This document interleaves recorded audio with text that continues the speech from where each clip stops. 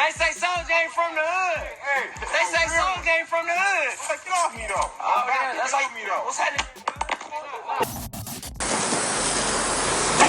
Oh! Kanye. Oh, Kanye, you okay? One rapper went viral after he turned up completely wasted to a scheduled interview, and Charlamagne the God checked a 400-pound rapper for acting entitled about her weight. These are the most embarrassing rapper moments, starting off with the time Eminem made Benzino literally cry on a podcast episode. For those who don't know, Boston rapper Benzino has had a 23-year-long beef with Eminem that involved several diss tracks. In the eyes of many people, however, Benzino not only lost that beef, but it ultimately led to the premature end of his rap career. So when Benzino was on an episode of Drink Champs with Nori and DJ EFN in 2024, he decided to bring up the beef himself and started dissing Eminem on the spot for the damage he did to his career. Let's talk about Eminem, man. Let's talk about Eminem, yo. That's why we here tonight. Huh? F*** Eminem. Fuck everybody down with Eminem. You know what these niggas be for 20 years is, oh, f*** you, Eminem, destroyed who? Who the fuck he destroyed, bro? This nigga didn't even go to Nipsey's funeral, bro. If he's so fucking hip-hop, why? How come he ain't blocked 10 blocks in motherfucking Detroit and give it to the homeless black people? Man, f*** Eminem, bro. They trying to kill me right now, bro, because of this shit I'm saying, because it's deep, bro. Let me tell you, his fans, bro, his fans like him because he's white. They don't fuck with us. I dusted Eminem. Rap Elvis, bitch. How come he ain't answer me? I beat the shit out of him with these.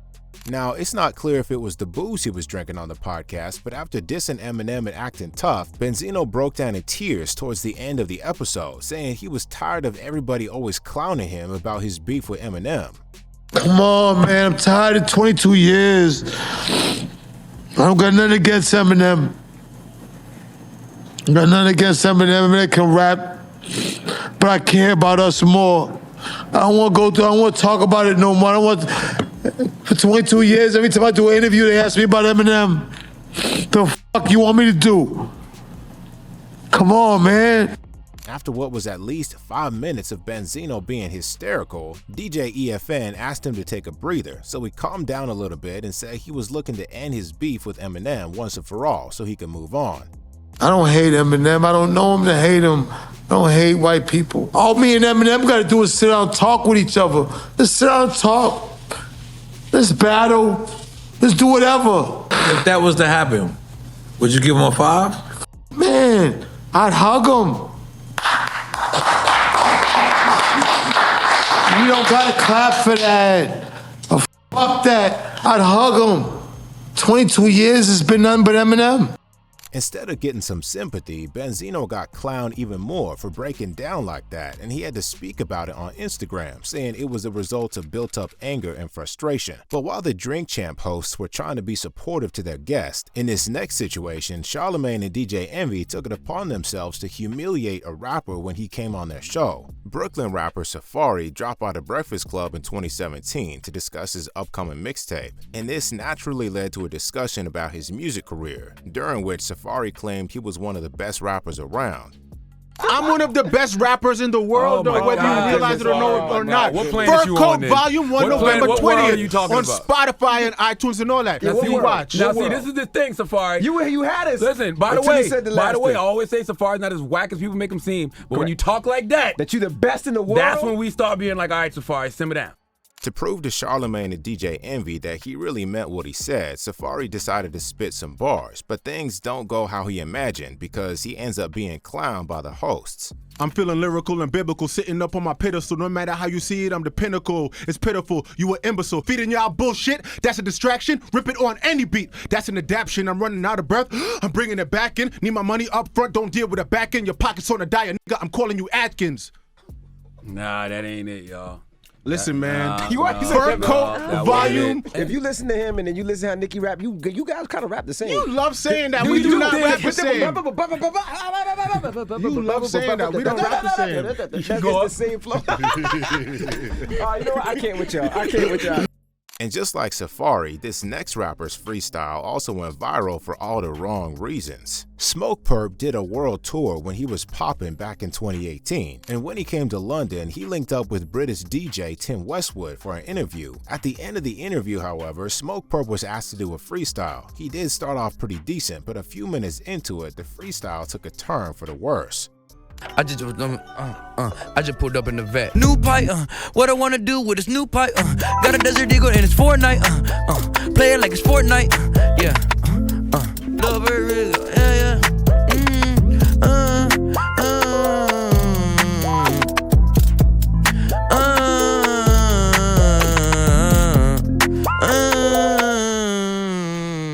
I'm a motherfucking donor, I'm a motherfucking boner. I got a motherfucking boner. Yeah, my effing from the bus, I got a boner. Boner. Next. What was perhaps even more hilarious than the terrible freestyle was the fact that after the clips went viral, Smoke Perp hopped on IG Live, where he blamed the bad freestyle on the poor quality of weed he was smoking while in London. Once we got to the other side of the world, it was no more gas. It was no more good weed. You know what I'm saying? It's different. You know what I'm saying? I live in Cali, so I'm used to smoking gas.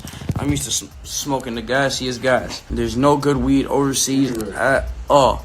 No good weed. I was either not smoking weed or I was smoking trash weed. I'm not even gonna lie to you. I was smoking BAP, the worst of the worst weed in the world, bro. There was nothing else. I was smoking straight fucking trash. So yeah, so here comes the freestyle. I tell him, I'm like, bro, I'm too high to freestyle right now. You know what I'm saying? He had to convince me for like 30 minutes to freestyle, bro, because I was telling him, I'm like, bro, I'm too high to freestyle. I don't want to freestyle, bro. So I'm like, all right, bro, bet. I'll do the fucking freestyle. You know what I'm saying? He pulls up a few beats. To be honest, it's actually funnier than you think. Y'all should go tell Tim Westwood to drop like the rest of the fucking freestyles because the rest is even more hilarious. And Smoke Perp isn't the only rapper to have done a career-haunting freestyle while on tour. So did Iggy Azalea, except she did it live in front of all her fans. During a performance at a 2013 concert in Germany, Iggy decided to do a cappella and spit a freestyle for her fans. But it was so bad and contained so much gibberish that it made hip-hop fans question her credibility as a rapper. Tire marks, finish line with fire marks. When the green light starts, I'm a runaway train. Master, shitting on the pants, got spit like a plaster. Raptor, bench, did like go like dash, faster, motorbike faster. You gotta get a bitch, pass to the rapture. White bitch, go back and blow like a wind. Perhaps your rooftop in the wind. When I win, no, when I win, leg up like she got hoes on call. Got hoes on call to come through, take a protocol. Just damage it, that's my protocol. These many Australians on sauce and no camera. I don't care who you are. No killer rap, gotta give it to you raw. Bitch, 1 point, when the pass me a joint, gotta twist this beat. I'm spraying my joint. Straight crack rap, boy till the pop. Who go to the rap city, no ticket, yeah, should he do it? I'm no diggle, come motherfucking man. It's Iggy, not Jiggle. The fans at the concert might have cheered, but that was probably just fans being fans, because when the clip resurfaced in 2018, even Iggy admitted she felt terribly ashamed about it. But at least the crowd at the concert cheered her on anyway. The same can't be said for DJ Khaled though, because a few years ago, DJ Khaled was introduced at a boxing event to get the crowd hyped up before the fights. But judging from the reception he got, the crowd either didn't like his energy or didn't care about Khaled at all. All I do is win. Got money on my. And every summer, everybody is we the best. Uptown, win. But that wasn't the only time DJ Khaled had to endure an awkward moment in front of a crowd, because during a celebrity basketball game back in 2017, the ball rolled over to Khaled, who was in the crowd, and he decided it was a good idea to stop the game and attempt a three.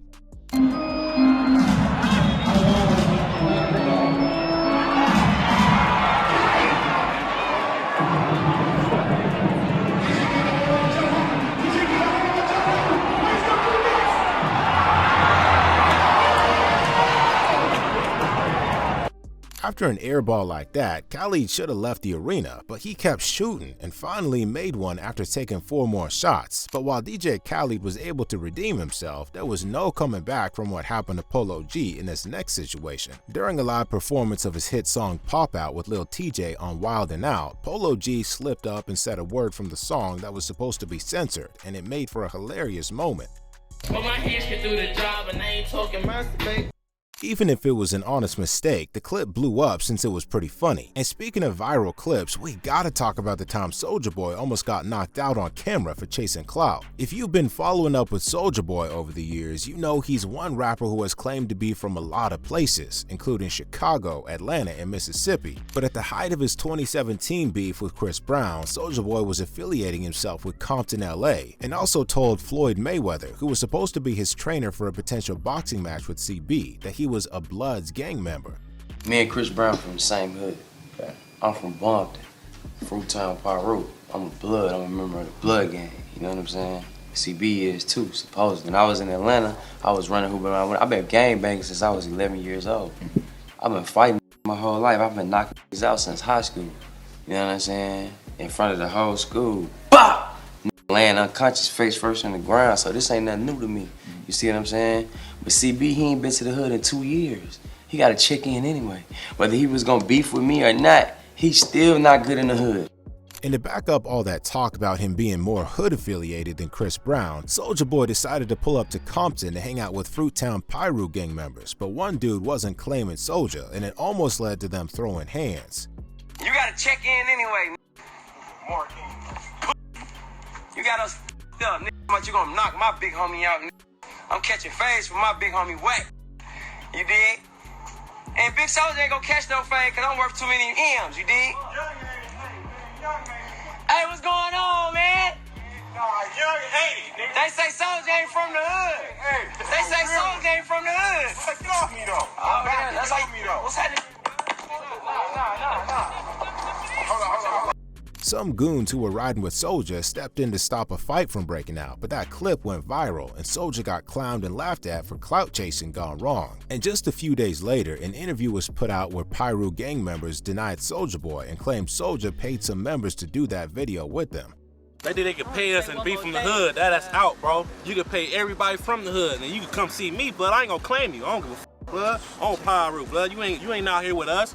Pyro, I don't care about none of that. And that's right here, blood. The niggas I claim on Pyro. You ain't from Fruittown, blood.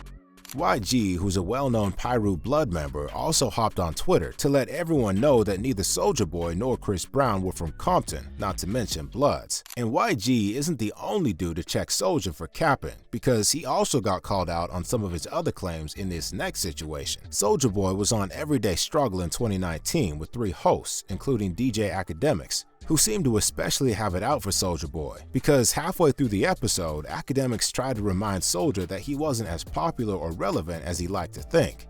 You can just put people on game. That's what I've been doing for the last 10 years. Yeah. And that's why I'm so f***ing mad, because I haven't got my credit for it. Okay. Is it about credit or is it because you're not popping? I created Nicki Minaj Twitter. Who not popping? I'm doing 500,000 views on a story. I'm the most talked about rapper on the planet right now. In the last 2 weeks. I was the #1 trending topic in the world yesterday. Who not popping? Yesterday, Tyga posted the stats of your Spotify versus his. You ain't even do 100 million. That got his bitch took by Travis Scott. That guy. The nigga Travis Scott nutted and got her pregnant. But why does... In response to Tyga having more Spotify streams, Soulja said those streams were fabricated and also threw in the fact that unlike Tyga, he wasn't under a label. Soulja Boy also felt like he had a bigger 2018 comeback than Tyga, since he had more beefs and publicity. The motherfucking streams that he got is fabricated, nigga. The last 6 years of my career being independent, I put them points and streams up my motherfucking self, nigga. He been independent No, too. That. He been signing Cash Money, nigga. He just got off last year. Tyga had a great comeback, but not bigger than Soulja Boy. Why can't you just say 2019 Tyga though? had a record. He didn't have a comeback. Soulja Boy had a movement. Let's talk about your comeback. Soulja Boy beef with Chris Brown, the Migos, Shia LaBeouf, the whole fucking rap game in 2016. But who cares? Like, what about the music? Soulja Boy went to jail. I'm finna get to the music. Soulja Boy went to jail, got caught with a Draco and a 30 clip. Soulja Boy got kicked off of Love and Hip Hop Hollywood on VH1. It was obvious at this point that Academics wasn't the biggest Soulja Boy fan in the room. He also called Soulja out on his viral claim that Drake stole his flow, when Soulja wasn't even its original owner to begin with.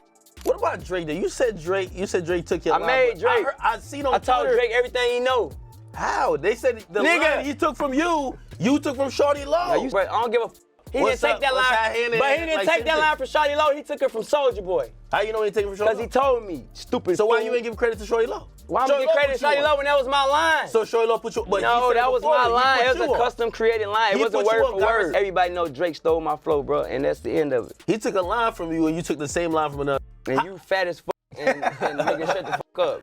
And that wasn't the only time a rapper's host did them dirty, except this next rapper had it way worse when he was exposed for being fruity during one of his old interviews. Of course, a lot has come to light about Diddy in the past couple of years, but he also went viral back in 2017 for a Drinks Champ podcast he did, because at some point in the podcast, the alcohol was clearly hitting Diddy, as he called Nord daddy and acted sus towards rapper Fabulous. Yeah, I love this drink. Where you put my with you. I bag like at? when you like this, Daddy. Yeah, where you put my bag Daddy, at? I like when you Oh, it's right here, scrambling it's and right scraping here. for shit. No, I got I notes like and that. shit. I'm gonna have a party, and we had parties, but I was more like just trying to just vibe, like just see where I look miss back on me? where I became. Did you miss me though? For real, because it seems like a thing I with miss this partying birthday with party, Puff, man. I Man, miss but I'm partying talking about with for your birthday. Huh? Why won't you party with me for your birthday, man? We partied for my birthday before. You came to my party. No, but me and you ain't never really party. You know what I'm saying? Puffy didn't know the clips of him being fruity were making rounds on the internet, so he probably wasn't prepared for what the Breakfast Club crew later had in store for him either. When he was first asked about it on the show, Diddy claimed he didn't remember the things he said on that episode. We segueing into the Drink Champs interview when you was with Nori and Fab and Jada and everybody. They made a compilation video of you because they said you were sounding real suspect on the interview. Yeah. Did you see that? Of course, did he see it? No, I didn't see it. You didn't see it? I swear to God. Come on, man. You saw that on World Star and on the gram. I don't play games. Y'all know. You know what I'm saying? I'm a grown man. I don't play games. But yeah. Did the you compilation? Nah, I was coming off of being in Miami a night of party, and I don't really remember what I was saying. Charlemagne then decides to jog Diddy's memory by playing the clip, leaving Diddy with nothing to say in his defense. Would you like a reminder? Yeah, sure. Play some. Hey, yo, listen, yo, I love it all. I love it all, man. I like when you like this, Daddy. Yeah, where you put my bag Daddy, at? I like when you it's right here, scrambling it's and right scraping for shit. No. That was you. Scrambling. What? You said, I like when you do it like that, Daddy, when you scrambling and scraping for shit. Hey, man. And to make things worse for Diddy, 50 Cent, who was on The Breakfast Club a week earlier, had admitted that Puff does indeed act sus, and that Diddy had once asked to take him shopping. He says things, he doesn't even know what he's saying is like fruity. You know what I'm saying? Like, he says something fabulous and he goes, yo, but me and you, we ain't party. Like, we need to party. What is he talking about? What is he talking about? He said something to me one time, a long time ago, at Chris Lighty's wedding. He told me he'd take me shopping. I looked at him like, what'd you just say? Let me move, man, before I do something. You're gonna make me mess up the wedding. Oh, that's a nice gesture. Let me get out of no, dude, take me. That's what a guy says to a girl. In response to what 50 said about Diddy wanting to take him shopping, Puff said he was just trying to be nice, since he thought 50 needed some new clothes. 50 came up here and he was giving you flack for the asking Fab to party. I asked 50 about that, and he said you did the same thing to him. You asked him to take him shopping. Yeah, I thought he needed some clothes. What? I'm a nice guy. All the while, Diddy was trying to play everything off like he wasn't really into men. But when asked about his relationship with 50 Cent, he started talking fruity again. Why do you and Fif just... Hey, yo. Why y'all not... Hey, yo, I don't have no beef with I don't know why. With Fif. He loves me. He loves me. Do y'all really can't have see a it? beef? I mean, y'all can't see it. No, we can't y'all see can't it, see man. that he loves me? But see, you really, hold on, you really think that's hate? When you really break it down, you've been out here a long time. You know he loves me. I don't think he like you. You know he loves me. I don't think he like you. Okay. For obvious reasons, clips from his Breakfast Club interview only went viral after Diddy's recent drama. This next rapper, though, went viral for tweaking and almost passing out during the interview, because back in 2018, Jacksonville rapper known as Boonk Gang turned up to Adam 22's No Jumper podcast totally wasted, and it was clear that he was in no condition to be interviewed. All right, well listen. This interview going viral. Listen, I'm a smoke my black and go. I'm in here. It's cool. So what's going on? No. We're not in the interview yet. To save Boonk the embarrassment, Adam 22 tried to cancel their scheduled sit-down, but despite barely being able to get out a coherent sentence, Boonk wanted the interview to continue as planned. You're fucking loaded, bro. Why are you so messed up? That's what I'm trying to figure out. All right. Look at me in my eyes. Do I look fucked up? Yes. I look fucked up? Yes. I'm not trying to look fucked up. Do I look fucked up? Yes. Yeah. All those people at home, they know too. Like, everyone's commenting, yeah, right now, I'm sure. I feel guilty about having you on camera when you're this fucked up. Adam later tries to wrap the interview up early, but Boonk tells him to keep things going and starts talking about other stuff he has going on. I appreciate you coming on. Yeah, appreciate you having me. But let's talk some more. We got some more to talk about. Well, what else? What else do you feel like you need to cover that hasn't been covered already here? Even though my Instagram been deleted, I've been on Twitter. Well, that's good. And my Twitter is popping. I'm gonna have to check that out. I've been putting some pornos on Twitter. Yeah, you can do that. That's actually a cool idea. After a 30-minute interview, Boonk agrees to wrap it up, but he falls over as he's trying to leave the room. All right. Thank you, Boonk Gang. Boonk Gang, whole lot of gang shit. You already know, we out here. We here with no jumper. We lit. That's just how it goes. Gang. Whole lot of gang shit. Gang. Whole lot of. I'll be up. Shout out to the homie Boonk. Oh my God, bro. Help me with. Fortunately for Boonk, he came off all the stuff he was on and turned his life around for the better. Meanwhile, in this next situation, Kanye West publicly humiliated himself in the funniest way possible. Ye's hate for paparazzi cameras caused one of the most humiliating things to happen to him, because back in 2013, while he was trying to avoid paparazzi cameras by looking away, Ye walked straight into a signpost and hit his head. Vic, come on. Oh! Kanye, you okay? After what had just happened, Ye was understandably upset and went off on a paparazzi who was still trying to take pictures of him. Don't take another photo, man. Don't take another photo, man. I just got here, homie. Don't take no photos. Okay. Stop it. Brother, all of you motherfuckers, stop it, man. I just got here, brother. I just got here. Leave the man alone, man. Kanye, I just got here. Leave the fucking man alone. You want me to leave? I'll leave, Kanye. Understandably, clips of the incident went viral on social media since the situation was hard not to laugh at. But speaking of rappers who went viral, this 400-pound rapper made the news for acting entitled about her weight and later got checked by Charlemagne the God. Detroit rapper known as Dank DeMoss started going viral back in January when she filed a lawsuit against ride-hailing company Lyft after one of their drivers refused to let Dank get in his car because of her size. And since it was such a controversial issue, she got invited to the Breakfast Club to speak on it, but on arrival, she had a bit of a hard time getting comfortable. Yep. This the only seat y'all got? What you want? What you need? A bigger chair or something. Is she already little? We had This is what I'm talking about. Good, this is the accommodation. A few minutes in, Charlemagne, who's known for his unfiltered comments, subtly tried to give Dank a reality check about her weight. You walked in and you said the chair was too small, so we had to bring the part of the sectional for you to sit in. And you said something. You said, now this is what I'm talking about, accommodations, right? Yes. But we live in a world that's not always going to be able to accommodate people that are But we plus should, size. though. We should, because we not all the same, you know? I feel like a lot of times people think that bigger people, obese, the F word people should just be in a house. When it's like, The we F not. word? Yeah, the F word. I'm not The word about that you can't say in your house, Yeah. fat. You don't like it. Oh! I'm not saying that word. Dank also got around to talking about what went down with the Lyft driver, saying she felt discriminated against since she'd been fitting inside regular-sized cars all her life, but Charlemagne didn't agree. there was conversation like, well, she should have ordered a bigger car, like the XL, whatever. You normally order the regular cars. Yeah, I always order the regular cars, and I feel like I don't have to order an Uber XL or a Lyft XL. I feel like I don't have to do that. Like, big people know what cars they can fit in. Do they though? Yeah, I got a little Prius. I can fit in there. You can't fit in no Yes, Prius. I can. I can fit in there.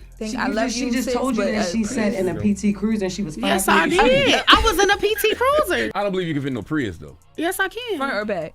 Both. Stop playing with her. She's Both of there. them. I came here on a bike. You know, Big Dank, you did.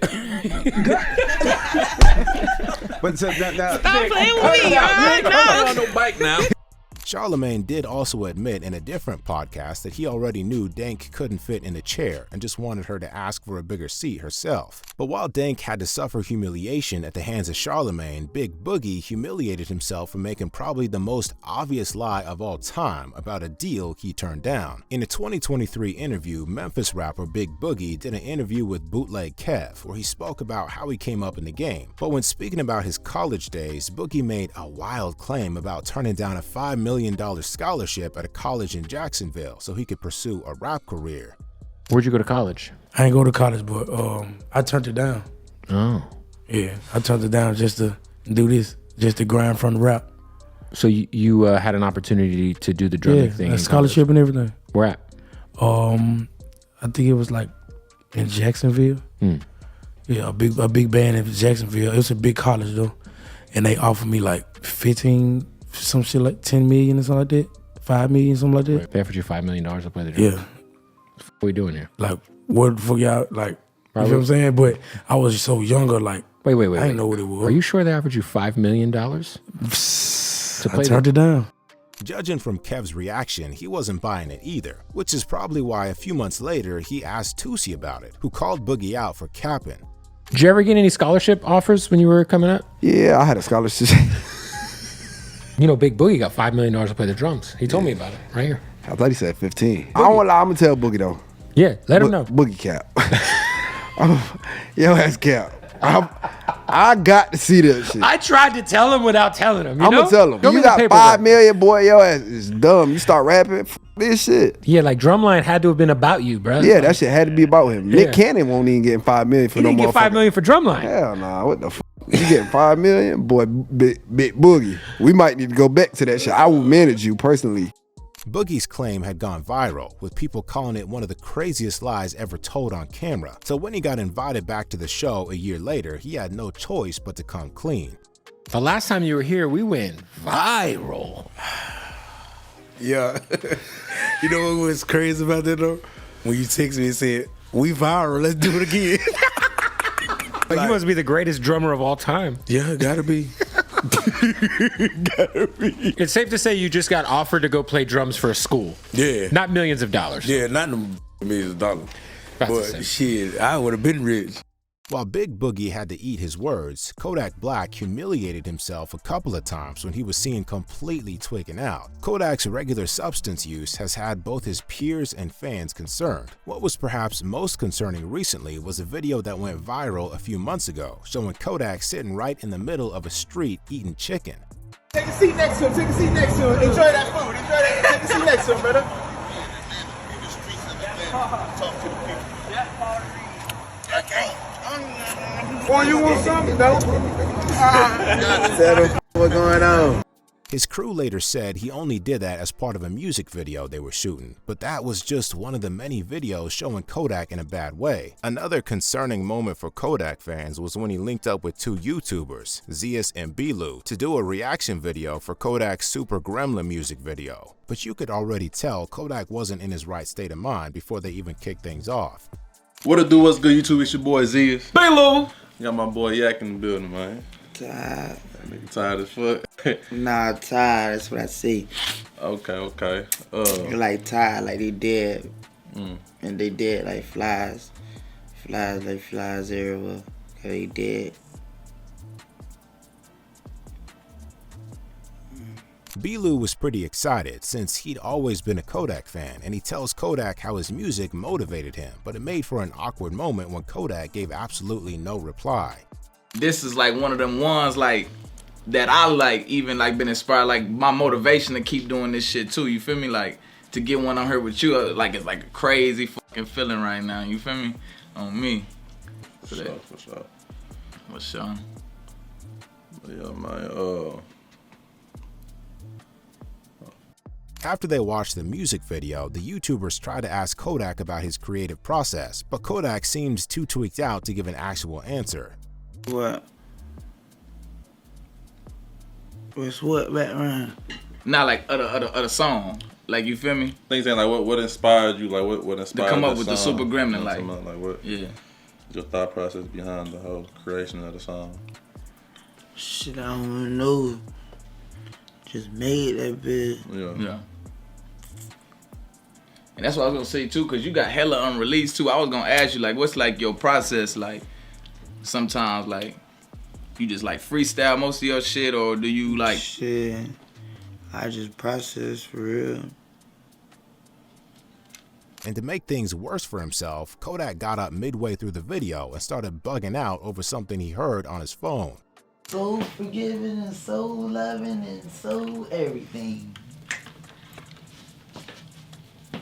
They say your soulmate's initial is on your left thumb. Shit. Shit say Kodak. They say your soulmate's initial is on your left thumb.